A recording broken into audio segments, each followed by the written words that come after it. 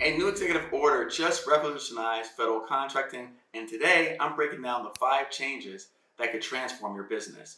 I'm joined by Chelsea Meggitt, GovCon expert, who's going to help us understand these game-changing updates and what they mean for contractors like you. In this episode, we're going to cover rapid acquisition approaches, 10-for-1 rule reform, culture change initiatives, workforce development, and non-traditional contracting. Whether you're new to federal contracting or an experienced contractor, these 5 updates open new opportunities beyond traditional contracting methods. Let's dive in with Chelsea and discover how to leverage these changes to grow your federal business. So as we were getting ready to go off on the deep end, I said, let's stop. Let's go back from how did we get here today? So you put out a post recently about an executive order that came out that I found really interesting because I've been tracking this for a long time. You've been tracking for a long time. But now it looks like the new administration is recognizing some of these other opportunities. So let's start there. Yes. So, hi, I'm Chelsea Meggitt. I'm a small business consultant, fellow podcaster, and an author of a GovCon book that I just put out, Hey GovCon, Get Help. And yeah, I put a post out on this new executive order that really is addressing some what I would call probably radical acquisition reform. I mean, wholesale. It's pushing for actions that I don't think that anybody's really seen, and hopefully that's what comes out of it is actions that nobody's seen yet. Yeah, no. So it's interesting because again, we were kind of getting into it. The first thing that I said was what I like is that we are getting people to now do things and try. I wouldn't even say try. Is that we already have these policies in place, but no, everyone's afraid to utilize these policies. Yes, right. It's a fear culture. It's a fear culture, right? And so I think previously people were saying, okay, we're going to keep doing what we know it works. We're going to keep doing the things that we know we won't get in trouble for. And that's where I've always kind of experienced with myself as a small business. So tell us about the new executive order, because I know a lot of people are not familiar with any of this language. So, break it down for us. What are we talking about here? Yeah, so we're really talking about a couple of different things. So they're really approaching acquisition reform from a couple of different areas. One is specifically looking for more agile and more rapid acquisition approaches. So using things like other transactions, using things like the adaptive acquisition framework, using things that are a little bit more rapid than what we typically see in the FAR world. So in the typical traditional FAR world, that 200 or 2,300 and something page book of FAR acquisitions is sort of being thrown out the window to make room for some newer, faster, more rapid acquisition approaches to get things into the warfighter's hands quicker. We're talking about basically rule reform. So one of the biggest things that I see is the 10-for-1. So if you want to suggest a new rule and have that implemented, you better take 10 away, which is a huge move, which I'm all for. I think we've always added on rules instead of subtracting anything from that. So absolutely take more rules away and implement less. That's going to benefit everybody. We're talking about breaking that culture of this is always the way that we've done it. This is the way that we are familiar with doing things, and this is how we do it. So in acquisition shops, I'm sure you've experienced, just like I have, the folks that are afraid to do anything different because of leadership's perspective or because of how the acquisition shop has always done things, and that can really hinder and slow down acquisition from a lot of different perspectives. So they're really implementing some training for a lot of those acquisition folks to really help them, hopefully help some older dogs learn some newer tricks and help them get a little bit more creative with their thinking and sort of outside of the box acquisition approaches. So it's really a wholesale review here. It's interesting. As I was reading it, it also actually talked about and analyzing the acquisition workforce staff levels to develop, deliver, and sustain capabilities. So we're even talking about potentially bringing on more staff to help to solve some of the problems that we've been dealing with, which is kind of counter to what's being projected publicly in terms of laying everybody off and firing everybody. Yeah. And I want to say this. I've always said that in my experiences of doing government contracting, which I've been doing now since 2008, I've just seen them moving people around, right? Yeah. And I don't know Yep. if that's what you've seen. I know it's Oh, yeah. hard to say that because a lot of people are like, well, how you move people around, we just fired, 100,000 people. I'm like, well, I just saw, for example, an article that says, I forgot which division was it. Was it FDA? So the people that they laid off, they're now looking for contractors to fill in those gaps on some of those positions. Yeah, absolutely. And what that's exactly what you're going to see is when the fallout happens from, acquisition shops or from contracting professionals on the government side, there's still those requirements. Those things still need to get done. So it's going to fall to contractors to be able to perform and fulfill that. And it'll just become a greater contractor economy rather than having all of that overhead on the federal government side, which I think is a benefit for everybody. Sure. Right. Because again, the people that I'm talking to, my audience are all business owners. So, and Yep. in my opinion, they would welcome getting more opportunities to get more Yeah. contracts their way. Yeah. But, And faster too. yeah, and faster. So talk about faster because that's what we're here specifically discussing today. So adaptive framework. Now, that's a term that I've never heard before. So can you talk to us about that term? Sure. So the adaptive acquisition framework it's been established for a while now. It's been around for several years. And it basically establishes different pathways for different types of acquisitions. So one thing that came out in Pete Hegseth's memo recently was ultimately the prioritization or the utilization of the software acquisition pathway, which is a lower regulatory, it's got fewer regulatory burdens, it's got fewer restrictions, and it goes a little bit faster than things that you might find from like a traditional hardware or like a large system of systems type acquisition. So really it comes down to utilizing the acquisition pathway that's appropriate for the acquisition that you're trying to do and not just trying to blanket everything on the FAR. Right. So you've got major capability acquisitions, you've got things that are urgent that are a whole lot faster. The middle tier is thought of as faster too. And it all comes down to having a more rapid approach to being able to contract than ultimately what is kind of dictated by just the traditional FAR of major capability acquisition, which if you can see there, major capability acquisition is the DEI is gone, USAID shattered, Department of Education under attack, sensors are being challenged. But inside Federal Help Center, we are dueling and winning contracts every day. So join for free. Come inside to get the information so that you know what to do to start winning now. major capability acquisition is the longest route to acquisition. And that's typically what's included in the JSIDs, which is that requirements development process, which this executive order addresses as well, which is making sure that they're reviewing that and addressing all of the sort of stop gates that pop up in that acquisition process. So how does a business owner take advantage of this? Like, what does that mean to the people listening? How can I, listening to you, listening to us today, how do we take advantage of this new executive order? I think it's going to come down to being educated on the right acquisition pathway for your company, for the right acquisition pathway for your type of service or provision, offering whatever you're providing, and making sure that you are comfortable talking in those terms. Because let's be honest, like the government is not as familiar with these things as maybe they should be. And yes, while the executive order really mandates a lot of training and a lot of education for those acquisition shops, we have yet to see how long that will take to deploy and roll out and how long people will take to really get familiar and comfortable with utilizing these new acquisition pathways.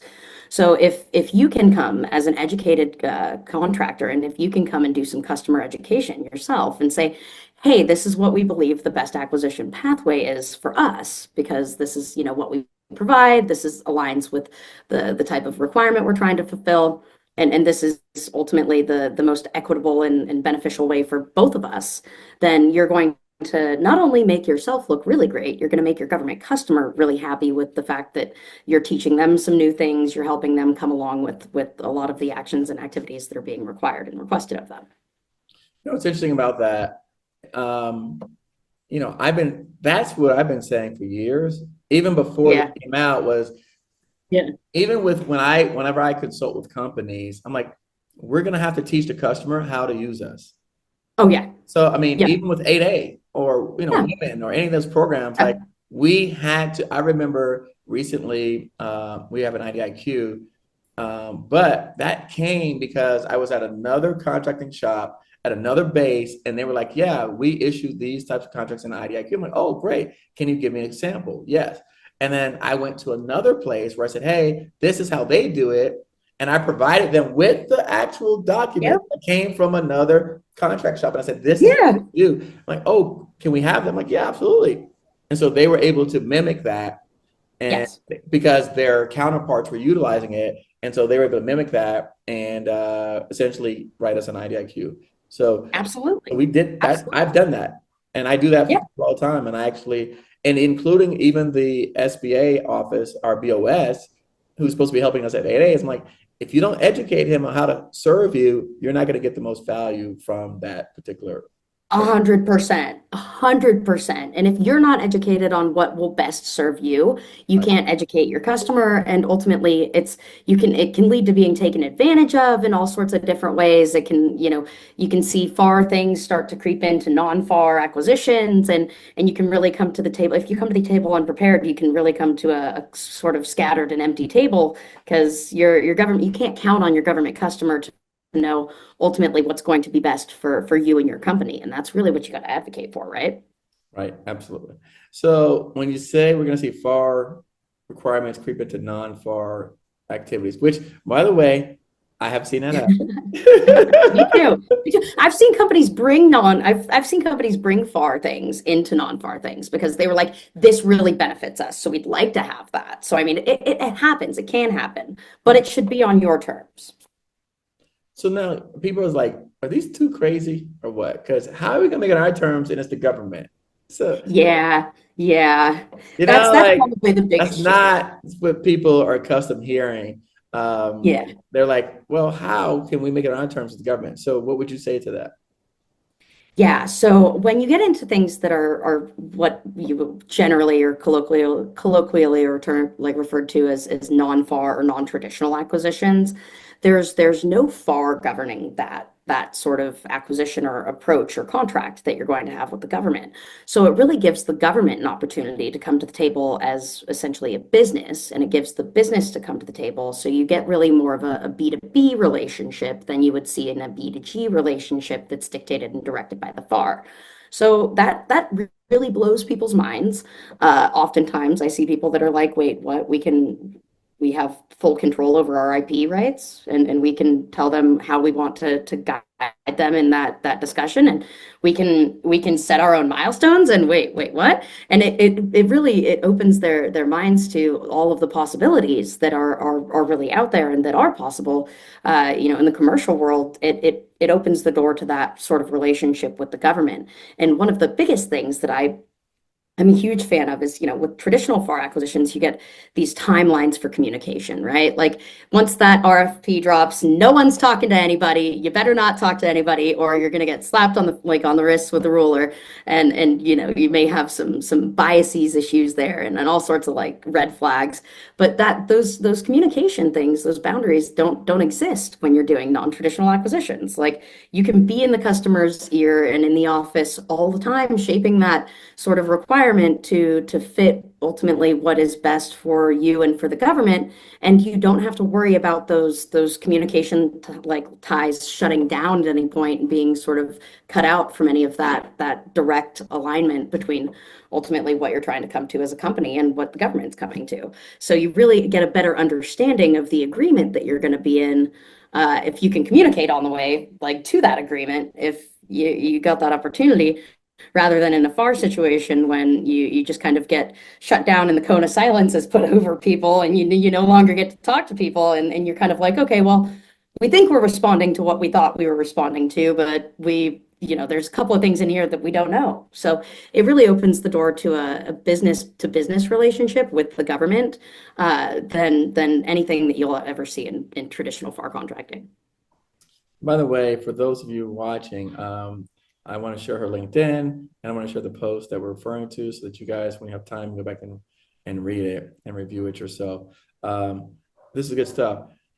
Keeping on track. So now we talked about, he mentioned a couple other things in there besides, well, before we move on to that. So you mentioned non-FAR. So let's talk about some non-FAR items that exist. Yeah, for Okay. sure.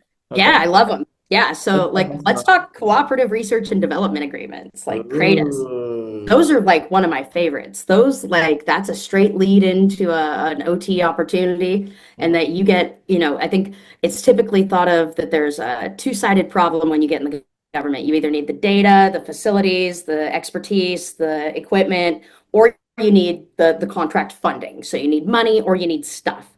And on the CRADA side, you get, if you can negotiate a CRADA effectively, you get all the stuff. And that comes for free. And you get access to the SMEs, the facilities, the data that might be, owned or might be exclusive to the government. And, no other company gets that you have that with a CRADA. So you get the opportunity to do some really amazing stuff for the government with the government's data, with the government's tools, technologies, facilities, and all that. And that can lead you into the development of a minimum viable product, a prototype even. And that can lead straight into, and that is therefore your justification for then having a paid purchasing OT agreement in which you've just established your whole sales funnel from like leveraging all of the government's materials and resources to do stuff for them to then selling it back to the government at a profit. I mean, it really works into itself well. So CRADAs are a huge, I'm a huge fan of CRADAs. They're a great tool to use. Definitely a great non-FAR acquisition approach to leverage. Other transactions, again, that's kind of the main topic here. They are not a cooperative agreement. They're not a grant. They're not a traditional FAR-based contract. That's kind of how they're defined is by what they're not, right? And it can kind of come to any sort of agreement that you can come to with the government in that context. And it's a pretty open-ended conversation to have in that regard. And then you've got things like CSOs and MTAs, which are material transfer agreements. There's a variety of kind of niche-y, non-FAR based agreements that while it's definitely the smallest chunk of that whole contracting wheel that you typically see, it is growing. First of all, it's growing, and it's a very important chunk to have in your strategy. Yep, bingo. Yep, and you've got procurement for experiments. Those are fantastic as well. You'll see those lead directly into OTs as well. Yeah, so interesting. I know that Department of Energy has some PIAs out there that we're also pursuing as well. With the research labs. So those partnership intermediary agreements. Exactly. So yes, those are done with a lot of the labs, and so we are pursuing a couple of those as well with some of the labs. In fact, I'm speaking at an event the end of this month where we're going to be talking to them about some of their needs. But I'm as I'm listening to this as an outsider, and you're talking about shaping requirements, and I mean, this all sounds great, right? But it's like, okay, if I'm listening to this, right, like I still don't know where to start. Yeah. So that's always kind of a question. That's the $1 question, right? It's like, it is. I hear you, but where do I start? I mean, I love your opinion on this, but from my take, I'd say start with identifying the best acquisition pathway for your product, service, or solution that you're delivering to the government, the one that works best for you as a company. So ultimately, if having a B2B relationship with the government is more effective for you, and you can fall within those other transaction sort of constraints of prototype development, production, and then follow-on procurement, you can really leverage that effectively to craft a B2B relationship with the government. So making sure that you're aware of what the best pathway is for you, and then educating yourself completely on that pathway, and then being able to go out and educate your government customers. I mean, there's no business there. You got no reason to like fall into the folks that are like, well, the only option for us is the SBIR program. If really, I could get on a soapbox about that one. I could that's a big one for me. I hear that all the time. I think they do the best marketing. Oh yeah, for sure. Yeah, like that's marketing, hands down. That's it. I mean, they have amazing marketing because there's so many SBR shops and assistant shops and like SBR proposal shops and all these people. Like they do the best marketing of hands down of anyone I've ever seen. Yeah, and they convince people it's the only way to go, which by far not the only way to go, and in most cases probably not the best way to go, in my opinion, you know. No, So I would yeah, agree with that. definitely making sure that you're taking the time to go out and figure out some other options that aren't just the ones that are best marketed, right? The ones that are like, this is the easy button, take the SBIR route. Like, you're definitely going to get into a wash cycle of that program. That's interesting. So for me, you know, what I say is because it's interesting. Um, you know, I've been on social media now for 7 years, right? And I put out a lot of content. And, you know, I just tell people that, right, so going back to the story that you gave earlier about the CRADA and using the government's technology, I had a podcast guest of mine who did something very similar. I don't know at the time if it was called a CRADA, but NASA put out a contract for a person to take their space equipment Yeah. and be able to have it, house it for free, and then give it back to them after 3 years. And you can work on it, you can utilize it. And so Kel Craig from Craig Technologies was able to do that and have her people learn how to utilize that equipment. So when we relaunched our space program, her people already knew how to work on the equipment because they got to use it for free from the government. Today, Hey, she has ironic. products at the International Space Station. She has her own different products that she does. She's out of the three companies that fly to space, her company is the most affordable if you want to send something up in space. Oh, And hell yeah. woman-owned business that, again, prior to having the ability to work on government tools and use government equipment, she didn't have those capabilities. Yeah. So that's a long way of saying I have a lot of stories of people that Yeah. are utilizing these types of vehicles and opportunities to grow and scale their businesses.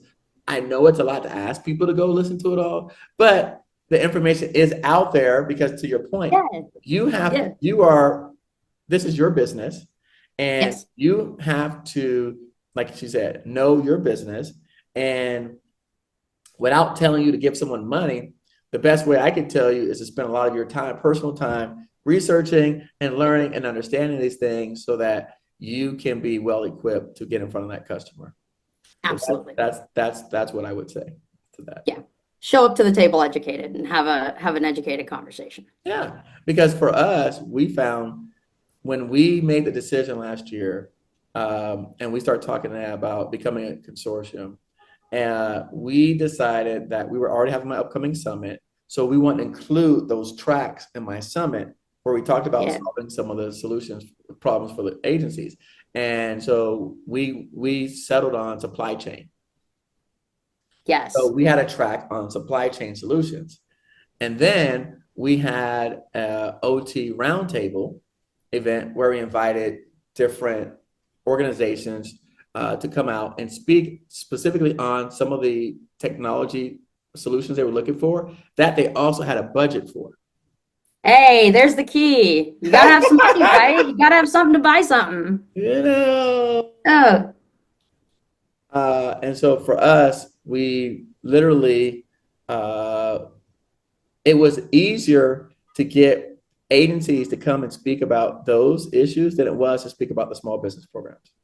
oh, I bet. I bet. Hands down. Anybody who wants to complain about their problems, it's the government, right?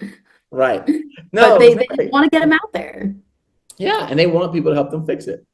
Yes, they want to hear solutions because, like, people don't really well enough understand what the government's problems are and how what they're trying to do and accomplish.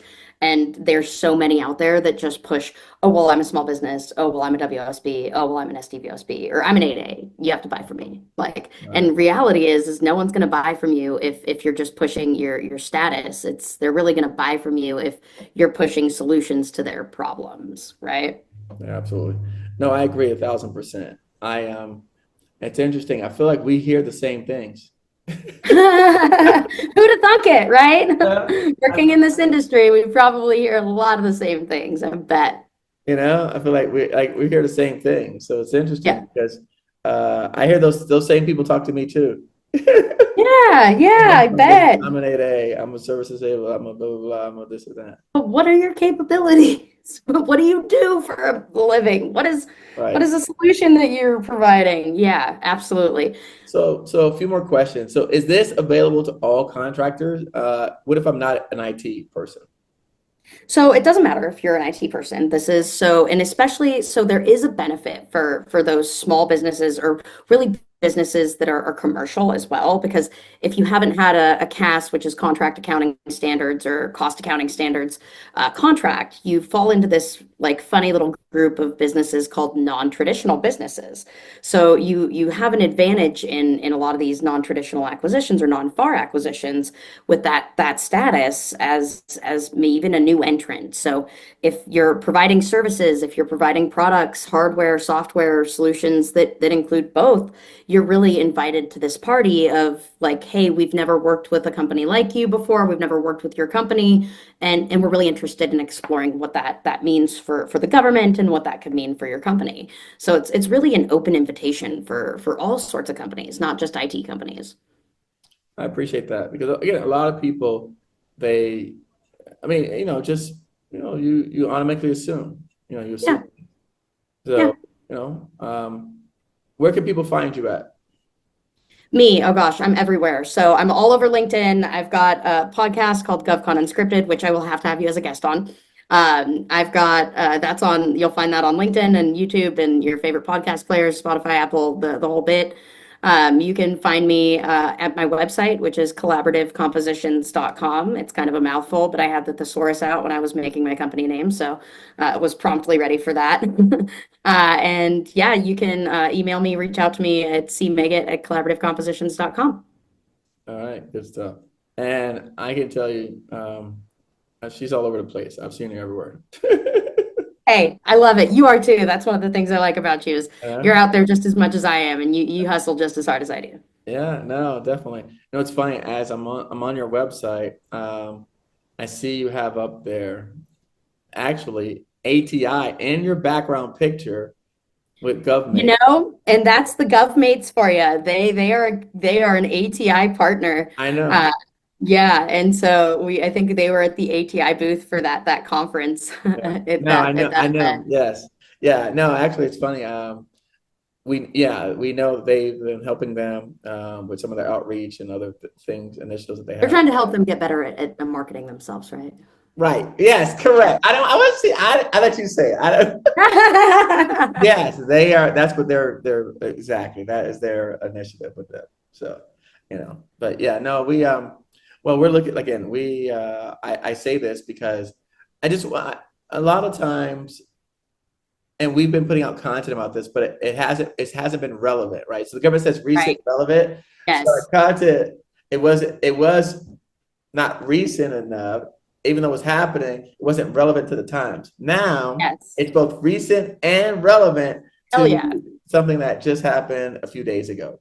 So I think it's Absolutely. great timing for us, good timing for you, and good timing for the business community at large, because this is a chance to take advantage of this opportunity that exists.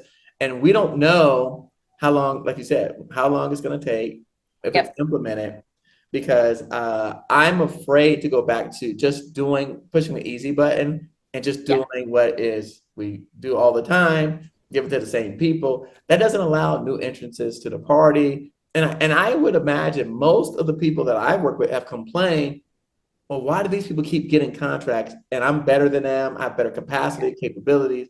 Like if you've ever had that complaint before, this is the chance to say, hey, I'm him, I'm her, I'm the person, I'm Yep. the one that you should be considering. And so Now's your time to shine. now's your time to shine. So no, this is great. Anything else that you want to close out with today?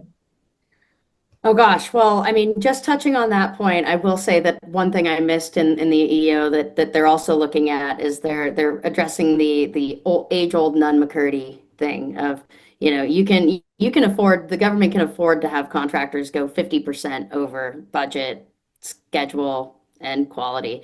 And they're really refining that down to 15%. So we're probably not going to see those same contractors getting those same contracts, because a lot of those big primes, they oftentimes will kind of count on that, having that buffer for large contract overages and, going over schedule and cost. So definitely, if you think that you can do it better, faster, or at a lower cost, like you said, this is absolutely your time to shine and time to speak up. So 100%. Love it.